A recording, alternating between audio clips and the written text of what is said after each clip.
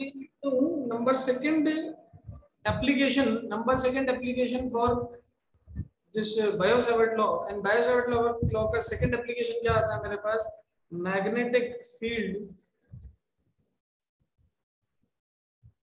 Due to a straight current carrying conductor, due to a straight current carrying conductor, एक straight current carrying conductor की वजह से magnetic field कितना होता है, ठीक है, उसको अपन कैलकुलेट करेंगे बाय यूजिंग बायो-सावर्ट लॉ। ये बायो-सावर्ट लॉ को यूज करते हुए हम इसको आगे बढ़े। चलिए अब देखिए कैसे होगा, किस तरीके से हम इसको कैलकुलेट करेंगे, what will be the method, let us see. सबसे पहला काम है कि एक वायर बनाइए। तो first of all we will draw the wire. ये अपन ने सबसे पहले वायर को ड्रॉ किया, ठीक है, सबसे पहले हमने वायर को ड्रॉ किया।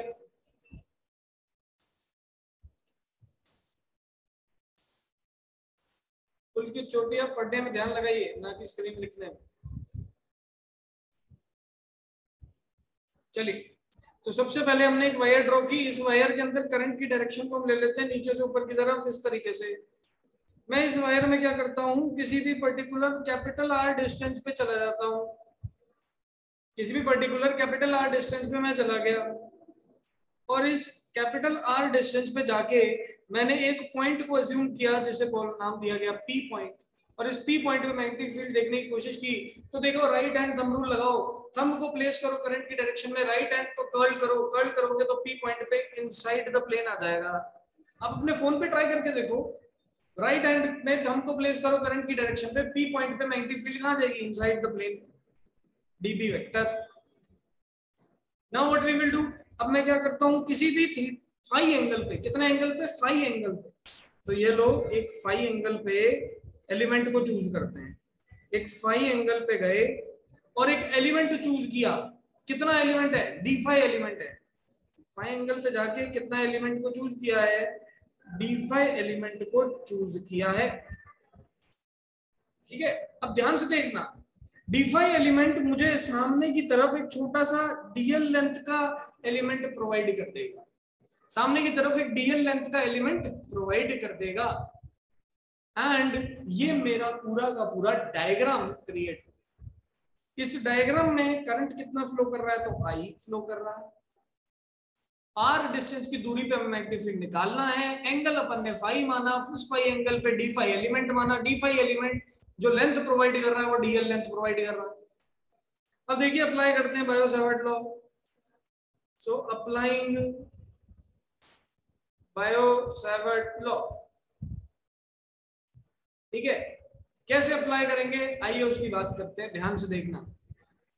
जो बायो-सावर्ट लॉ है, डीबी वेक्टर क्या बनता है, म्यू नॉट अपॉन 4 पाई आइडियल साइन थीटा अपॉन में आर स्क्वायर। अब ये आर कौन सा सर, स्मॉल क्यों ले रहे हो, क्योंकि स्मॉल हमें तो आइडियल वेक्टर जो होता है उस आइडियल वेक्टर के से दूरी देखनी पड़ती है, तो उसको तो मैंने आर मान लिया।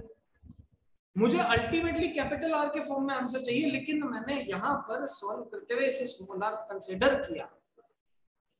अब मैं क्या करता हूं, तो देखिए मैंने यहाँ पर एक ट्रायंगल बनाया, ये ट्रायंगल को नाम दिया ए, इधर नाम दिया बी, डीएल वेक्टर के दोनों तरफ ए बी नाम दिया, और ए पॉइंट से एक परपेंडिकुलर खींच दिया, ए पॉइंट से एक परपेंडिकुलर खींच दिया सी। इस परपेंडिकुलर को गौर से देखा जाए जूम करके, इस परपेंडिकुलर को गौर से देखा जाए अगर जूम करके, तो जूम करके अगर मैं देखूं तो देखिए यहाँ एक छोटा सा एंगल बन रहा है और इसे ही हम थीटा एंगल बोलेंगे, इसे ही हम क्या बोलेंगे, थीटा एंगल। अब मैं इस छोटे से ट्रायंगल को है ना, छोटे से ट्रायंगल को आपको बड़ा करके जूम करके दिखाऊंगा, ठीक है। इस छोटे से ट्रायंगल को अपन बहुत बड़ा करके देखेंगे, ध्यान से देखिए। ये मैंने बनाया ट्रायंगल ऐसे, फिर ऐसे और फिर ऐसे, यहां बना दिया 90 डिग्री, ये बना दिया थीटा, ये बन गया ए, ये बन गया बी, ये बन गया सी, यहां से यहां तक की जो लेंथ है वो है डीएल। साइन थीटा की वैल्यू निकालो यहाँ पर, तो sine theta will be equal to perpendicular upon hypotenuse. Perpendicular कितना, तो AC के बराबर, हाइपोटेन्यूज कितना, तो AB के बराबर। यहां से मेरे को AC की वैल्यू मिल जाती है AB साइन थीटा। यहां से मेरे को एक और वैल्यू मिल जाती है AC is equal to AB की वैल्यू है DL। AB की वैल्यू क्या है, तो वो है DL, और आगे आ गया साइन थीटा, खत्म बात। सो यहां से AC की वैल्यू हमने कितनी निकाली, DL साइन थीटा निकाली। अब एक और ट्रायंगल बनता दिख रहा है यहां पर, और उस ट्रायंगल को मैं नाम दे रहा हूं, देखो आपको दिखेगा यहाँ पर ट्रायंगल कौन सा है, ये ACP Pradyuman, ACP Pradyuman triangle आपको बनता हुआ दिख रहा है यहाँ पर, जिसमें यहाँ पर D फाई एंगल, रेडियस जो है वो R के बराबर है। बेटा AC को अगर इससे कैलकुलेट करने की कोशिश करूं ना इस ट्रायंगल से, तो ड्यू टू दिस, या मैं बोलूं इन ट्रायंगल ACP, तो जो AC है that is equal to arc, और आर्क होता है एंगल इनटू रेडियस। आर्क क्या होता है, angle into radius. So angle को उठाइए D फाई, रेडियस को उठाइए स्मॉल r, और ये बराबर किसके आ गया, AC के आ गया। देखिए AC के लिए पहली इक्वेशन बनी थी, AC के लिए दूसरी इक्वेशन बन गई है। AC के लिए एक पहली इक्वेशन बनी, AC के लिए एक दूसरी इक्वेशन बनी, दोनों को हम कर देंगे बराबर। बराबर कर दो, मेरे पास वैल्यू क्या बन जाती है, बन जाती है DL साइन थीटा बराबर D फाई इंटू R। ये मैंने अभी तक दो ट्रायंगल्स बना के सॉल्यूशन किया है और कुछ नहीं किया है। पहले मुझे बताइए इस पॉइंट तक किसी को कोई भी दिक्कत है तो हैंड रेज कर दो। if anybody is having any doubt up to this point, then please raise your hands. किसी को कोई भी डाउट है इस पॉइंट तक तो बताइए, नहीं है तो चलिए।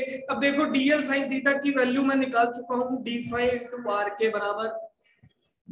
तो जो ऊपर मैंने फॉर्मूला बनाया था याद करो कौन सा, आप बोलोगे सर कौन सा, मैं बोलूंगा ये देखो DB is equal to mu naught upon 4 pi IDL sine theta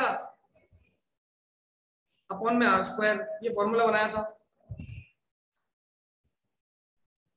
इसके अंदर IDL साइन थीटा की जगह हम D फाई R लिख सकते हैं, तो मैं लिखूंगा IDL या mu naught upon 4 pi IDL की जगह लिख दूंगा D phi into R, divide by कर दूंगा R square,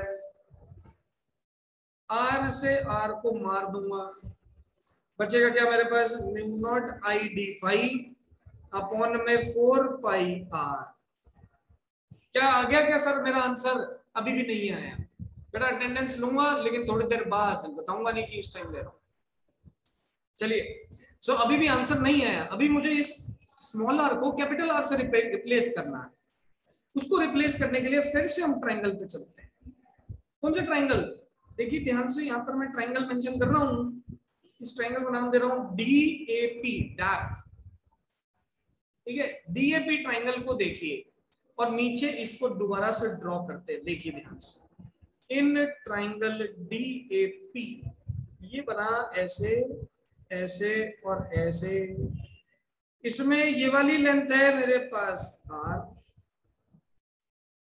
this is phi, this is 90 degree and the hypotenuse is small r. So sin phi की वैल्यू निकाल लो यहाँ से, या cos phi की निकाल लो, देखो cos phi की निकालते हैं, तो जैसे ही मैं cos phi की वैल्यू निकालता हूं तो बनता है बेस अपॉन हाइपोटेन्यूज, बेस है कैपिटल R, हाइपोटेन्यूज है small r। So from this we can get 1 upon R is equal to cos phi by capital R। 1 upon R किसके बराबर आ गया, cos phi upon capital R के बराबर आ गया। उठाएंगे और 1 अपॉन R की जगह पुट कर देंगे, जैसे ही पुट करेंगे हम इसको, इक्वेशन हमारी हो जाएगी चेंज, क्या बन जाएगी, डीपी वेक्टर बन गया mu naught into I D phi 1 upon 4 pi, और 1 अपॉन R की जगह हमने क्या लिख दिया, cos phi upon capital R। अब हम नेक्स्ट लाइन में कांस्टेंट क्वांटिटीज को ले लेंगे बाहर, mu naught I upon 4 pi R को ले लिया बाहर, इंटीग्रेशन कर देंगे cos phi डी फाई के फॉर्म में। अब इंटीग्रेशन की आनी चाहिए sir limits, because without limits we cannot say what is the final answer, we cannot do the integration. So what will be the limits? उसके लिए देखिए क्या किया मैंने ये मेरी वायर थी, ये मेरा r डिस्टेंस था, इस r डिस्टेंस से ऊपर की तरफ भी गया और इस r डिस्टेंस से नीचे की तरफ भी गया। r डिस्टेंस से ऊपर की तरफ गया, एंगल मिला θ1, r डिस्टेंस से नीचे की तरफ गया, एंगल मिला θ2। सो हमारी जो लिमिट आ गई वो आ गई -θ2 से +θ1। कितनी लिमिट आ गई? -θ2 से +θ1। इंटीग्रेट कर दो, अब बस इंटीग्रेट करना है, कर दी तो ये बनेगा dB vector is equal to μ0I/4πr। Integration cos phi का होता है sin फाई, और लिमिट आ गई -θ2 से +θ1। Upper limit minus lower limit करेंगे तो μ0I/4πr ये बनेगा sin θ1 माइनस sin -θ2। जब इसको सॉल्व करेंगे तो मेरे पास फाइनल आंसर बन जाता है B vector is equal to μ0I/4πr, bracket में बना sin θ1 plus sin θ2, and this is the formula for calculating the magnetic field. ये है मेरे पास फॉर्मूला क्या निकालने के लिए? मैग्नेटिक फील्ड निकालने के लिए। किसकी वजह से? एक स्ट्रेट वायर की वजह से, जो कि हम कल करना चाहते थे लेकिन नेटवर्क के कारण नहीं कर पा रहे। ठीक है, बहुत ही सिंपल है 33, बहुत ही सिंपल है, बहुत ही बेसिक है। आप इस चीज को ध्यान रखें, याद रखिए इसे। ठीक है, सिंपल सीधी सी बात है। आप लॉजिक समझे, लॉजिक समझना जरूरी है। अरे लॉजिक क्या कहता है? आप ये देखिए कि स्ट्रेट वायर है मेरे पास, उस स्ट्रेट वायर से r डिस्टेंस की दूरी पे चला गया।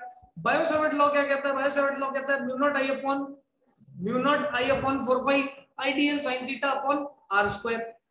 अब dl sin थीटा की वैल्यू नहीं पता मुझे, तो मैंने पूरे के पूरे डेरिवेशन में dl sin थीटा को एलिमिनेट कराया और फिर जाके θ1 θ2 के फॉर्म में आंसर निकाला है। अगर सबको ये चीज क्लियर हो रही है तो हैंड रेज करके मुझे बता दो फटाफट, fast. If this is clear to everyone then please raise your hands. अब मैं अटेंडेंस ले रहा हूं, क्लास छोड़ के मत भागना, इसके बाद भागना हो तो भाग जाना। Two straight wire. अब बेटा एग्जाम में सर बच्चे पूछते हैं सर ये क्या डेरिवेशन एग्जाम में पूछते हैं क्या हमसे? हमारा आंसर होगा नहीं, ये हमसे एग्जामिनेशन में नहीं पूछा जाता। क्यों नहीं पूछा जाता? क्योंकि एनसीईआरटी में नहीं है बेटा। जो एनसीईआरटी में नहीं है ना वो चीज आपसे एग्जामिनेशन में नहीं पूछेगा। जो चीज एनसीईआरटी में नहीं है this will never be asked in your NCERT और सीबीएसई एग्जाम डेरिवेशन। लेकिन ये फॉर्मूला बहुत जरूरी है, इस फॉर्मूले पे बेस्ड न्यूमेरिकल्स हमसे पूछे जरूर जाते हैं। सो मैं डेरिवेशन आपके नोट्स के अंदर जरूर प्रोवाइड करूंगा। ठीक है, आपको नोट्स के अंदर ये डेरिवेशन मिलेगा, आपको नोट्स के अंदर ये फॉर्मूला मिलेगा। अब जो केसेस करना चाह रहे हैं हम आगे जाके इसके 3-4 केसेस बनाएंगे, वो केसेस भी आपको एग्जाम में मिलेंगे, उन पे न्यूमेरिकल मिलते हैं। तो मैं केसेस अब डिस्कस करने जा रहा हूँ। किसी को कोई भी डाउट है अभी तक तो हैंड रेज कर दो, अदरवाइज अपन केसेस को डिस्कस करें। चलिए, कोई डाउट नहीं है, अच्छी बात। सो थर्ड, अब अपन इसमें बात करेंगे केस नंबर 1।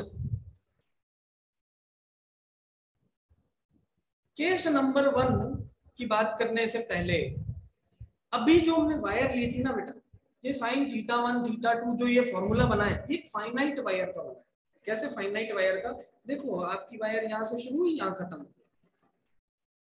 अगर इस टाइप की फाइनाइट वायर आपके पास प्रोवाइडेड हो, अगर इस टाइप की फाइनाइट वायर आपके पास प्रोवाइडेड हो, सो दिस फाइनाइट वायर, इसका मैग्नेटिक फील्ड हम निकालेंगे μ0I/4πr, ब्रैकेट में sin θ1 प्लस θ2। लेकिन क्या हमेशा फाइनाइट वायर्स ही क्वेश्चन में गिवन होगी क्या? नहीं, हमें इनफाइनाइट वायर भी दी जा सकती है। तो ये लो मैं लिखता हूं केस नंबर 1। कौन सी वायर? Infinite wire. इनफाइनाइट का मतलब ऊपर भी जा रही है इंफिनिटी तक, नीचे भी जा रही है इंफिनिटी तक। लेंथ प्री डिफाइंड नहीं है। अगर लेंथ प्री डिफाइंड नहीं है तो ध्यान से स्क्रीन पे देखना, मैं जो लिखने जा रहा हूं बहुत ज्यादा इंपॉर्टेंट टॉपिक है ये। मैंने ये वायर बनाया, ठीक है, ध्यान से देखो वायर बन रहा है। ये ऊपर भी इंफिनिटी तक जा रहा है, नीचे भी इंफिनिटी तक जा रहा है, ठीक है, ये दोनों ही तरफ इंफिनिटी तक जा रहा है, ऊपर भी इंफिनिटी तक है, नीचे भी इंफिनिटी तक है, ठीक है। इससे कहीं पे भी हम आर डिस्टेंस दूरी पे चले जाते हैं, एक पॉइंट पी अज्यूम कर लेते हैं, उस पी पॉइंट पे मैग्नेटिक फील्ड निकालनी है। देखिए अगर मेरी वायर इंफिनिटी तक जाती है ऊपर, तो जो मेरा θ1 एंगल है, ध्यान से देखो, जैसे जैसे एंगल θ1 इंक्रीज होगा, ध्यान से देखना, ये देखो एंगल को इंक्रीज करता जा रहा हूँ, तो जब मैं इंफिनिटी को अप्रोच करूंगा तो मेरा एंगल 90 को अप्रोच कर रहा है कि नहीं कर रहा है? ध्यान से लॉजिकली सोच के बताइए, और जो समझ पा रहा है वो वो अपना रेज हैंड कर।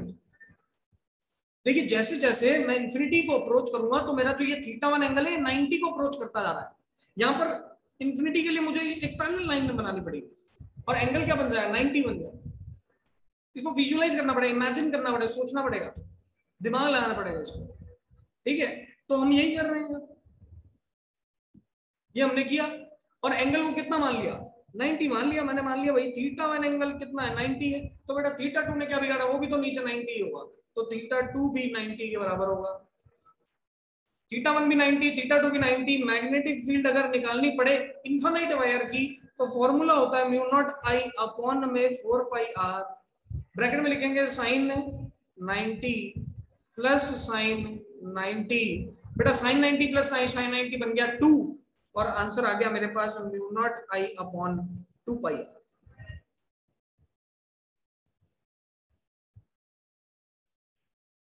मतलब समझ रहे हो, समझ रहे हो कि इनफाइनाइट वायर होगी तो वो फॉर्मूला नहीं लगाएंगे, तब हम θ1 θ2 को 90 ले लेंगे, 90 ले लेंगे तो फॉर्मूला बन जाएगा mu naught I upon 2 pi R. This is the formula for 90 field due to infinite wire. कोई भी मुश्किल बात नहीं है, कोई कोई भी इसमें दोहराई है ही नहीं, आसान चीज। इनफाइनाइट वायर कैसे निकालना है, ऐसे निकालना है। केस नंबर 2 देखते हैं।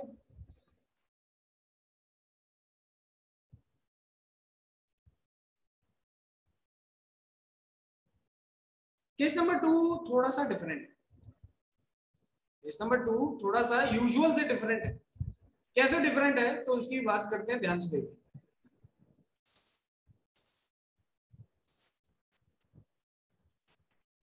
कैसे यूजुअल से डिफरेंट है, देखिए मेरे पास जो वायर है उसका एक एंड है नोन और दूसरा एंड है अननोन। गौर फरमाइएगा, आप देखिए, एक एंड तो नोन है,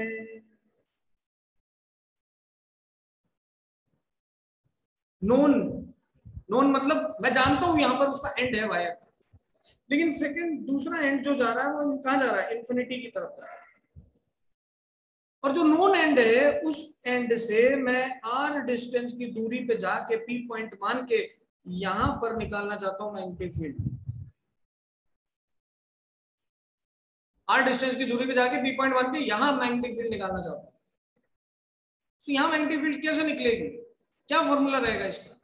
सो देखिए एक एंड मुझे नोन है, तो θ1 की वैल्यू तो मैं इसके लिए 0 ले सकता हूं। θ2 कहां जाएगा, इंफिनिटी पे जाएगा, तो θ2 की वैल्यू मैं कितनी ले लूंगा, 90 डिग्री। और मेरे पास मैग्नेटिक फील्ड कितना निकल के आएगा, तो ध्यान से देखिए, मैग्नेटिक फील्ड निकल के आएगा mu naught I upon 4 pi R, bracket में बनेगा sine 0 plus sine 90, sine 0 is 0, sine 90 is 1, तो answer becomes mu naught I upon 4 pi R. समझ पा रहे हो? अगर एक एंड नोन है दूसरा एंड अननोन है और नोन एंड से आर डिस्टेंस की दूरी पे चला जाऊं मैं, तो magnetic field mu naught I upon 4 pi R निकल के आता है। केस नंबर 1 क्या था, दोनों एंड अननोन थे, दोनों एंड इंफिनिटी की तरफ जा रहे थे, दोनों ही एंगल्स को 90 90 ले लिया। उस केस में एंगल कितना निकल के आया, दोनों ही केस में 90 आ गया। यहाँ पर एक केस में 90 है, एक केस में 0 है। विजुअलाइज करना है बेटा, जितना अच्छे से विजुअलाइज कर पाओगे उतना इजीली इस चीज को ग्रास्प कर पाओगे। बताइए सबको ये चीज क्लियर है कि नहीं है?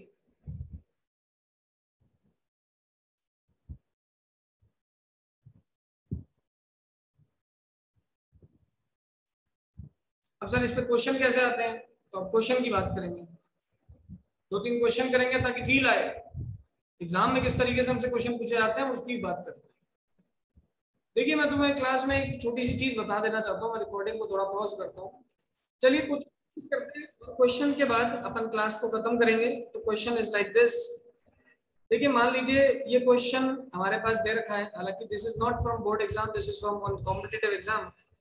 मुझे एक पर्टिकुलर आर डिस्टेंस की दूरी पे एक पॉइंट दे रखा है, I current is flowing in the wire, this angle is something and this angle is something, this is 60 degree and this is 30 degree. My question is calculate magnetic field at P point पे magnetic field निकालिए। बेटा formula हम सभी जानते हैं, भली बात ही, B vector is equal to mu naught I upon 4 pi r sin theta 1 plus sin theta 2. So first of all we will write sin theta 1 sin 60, sin theta 2 sin 30, value put करिए। सो ये बना mu naught I upon 4 pi r, sin 60 बना √3/2, sin 30 बना 1/2। ठीक है, 2 common लेके बाहर आ गया तो ये बन गया mu naught I upon 8 pi r and in the bracket it becomes √3 plus 1 and this is the formula for magnetic field in this particular case. I hope आपको समझ में आ रहा होगा किस टाइप का बेसिक क्वेश्चन था ये। डायरेक्ट फॉर्मूला जिसको याद है बड़े आराम से कर सकता है, एंगल भी दे रखा है, सब कुछ दे रखा है। आइए थोड़ा सा टफ करते हैं, थोड़ा सा टफ करते हैं। देखिए थोड़ा सा घुमाने की कोशिश करूंगा, ध्यान से समझना और देखना। देखिए मेरे पास ये वायर है, ऐसे ये वायर है, इस वायर को आगे मैंने कनेक्ट कर रखा है from a semi circular wire. ठीक है, इस तरीके से एक सेमी सर्कुलर वायर से मैंने इसे इस तरीके से कनेक्ट कर रखा, और फिर इस वायर को आगे एक और वायर से ऐसे कनेक्ट कर रखा है, और ये वायर में करंट कुछ इस तरीके से दौड़ रहा है। गौर से देखना, ये क्वेश्चन बहुत सबसे ज्यादा इंपॉर्टेंट है। अगर ये समझ गए ना बेटा, तो मैं बता रहा हूं अभी तक जो कुछ भी पढ़ा ना, जीवन सफल हो जाए। देखिए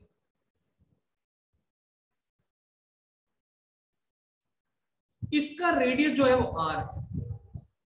यहां पर मैं एक्सिस बनाता हूं, तो एक्सिस भी बना देता हूं ताकि आपको विजुअलाइज करने में आसानी हो। ये मैंने एक्सिस बना दी, ये है y एक्सिस, ये है x axis and this is z axis. Now you can see there is one wire which is coming from the z axis, there is wire number 2 which is in the xy plane, circular wire है ना, तो xy plane में आ गई, और एक third wire है जो कि x एक्सिस में जा रही है।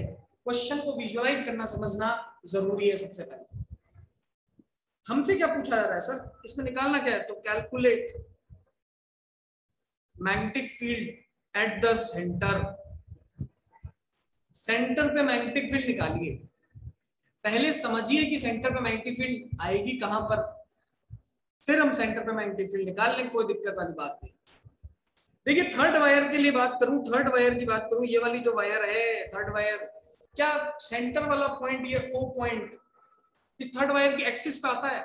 बिल्कुल आता है। तो सर थर्ड वायर की वजह से मैं लिखूंगा due to wire number 3 the magnetic field at O is 0. क्यों? क्योंकि उसके एक्सिस पे, because it is on the same axis. अब फर्स्ट वायर की बात करते हैं। फर्स्ट वायर दिख रहा है एक पॉइंट नोन, दूसरा पॉइंट अननोन। क्या देख पा रहे हो, ये अननोन पॉइंट है और ये वाला पॉइंट नोन है। एक पॉइंट नोन होता है, एक पॉइंट अननोन होता है, तो फॉर्मूला होता है mu naught I upon 4 pi r। ठीक है सर, डायरेक्शन भी तो देखनी पड़ेगी, तो आइए डायरेक्शन देखते हैं। डायरेक्शन जब भी देखोगे तो देखिए वायर के डायरेक्शन में आप थंब को प्लेस करिए और ओ पे देखिए फिंगर्स कहां पॉइंट कर रही है, तो फिंगर्स डाउनवर्ड पॉइंट कर रही है। ऐसे ओ पॉइंट पे मैग्नेटिक फील्ड नीचे की तरफ आएगा ड्यू टू 1। भाई आपको क्या करना है, थंब को प्लेस करना है करंट की डायरेक्शन में, और ओ पॉइंट पे देखना है मैग्नेटिक फील्ड कहां आ रहा है, तो डाउनवर्ड आएगा।